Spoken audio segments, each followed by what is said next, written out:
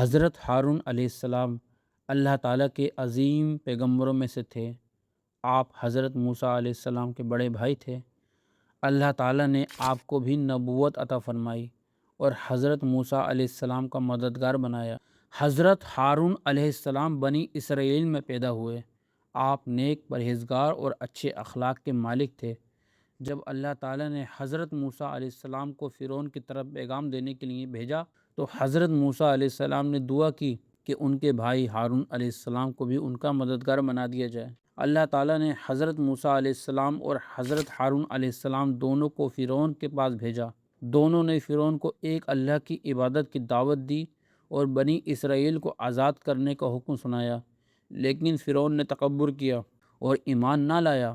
اللہ تعالیٰ نے پھر کئی نشانیاں ظاہر فرمائیں، مگر فرعون اپنی سرکشی پر قائم رہا۔ آخر اللہ تعالیٰ کے حکم سے حضرت موسیٰ علیہ السلام بنی اسرائیل کو لے کر نکلے۔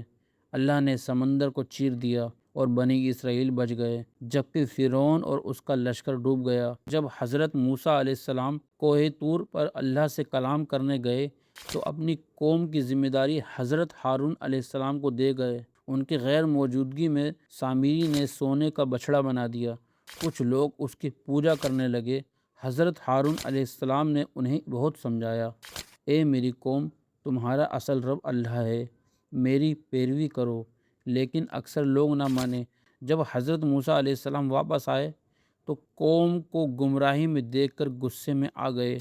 حضرت ہارون علیہ السلام نے عرض کیا کہ میں نے انہیں روکنے کی پوری کوشش کی تھی، لیکن یہ میری بات نہیں مانتے تھے اور مجھے کمزور سمجھتے تھے۔ حضرت موسیٰ علیہ السلام نے بات سمجھ لی اور اللہ سے دعا کی، اے ہمارے رب، مجھے اور میرے بھائی کو بخش دے۔ روایتوں کے مطابق حضرت ہارون علیہ السلام کا انتقال حضرت موسیٰ علیہ السلام کی زندگی میں ہی ہو گیا تھا۔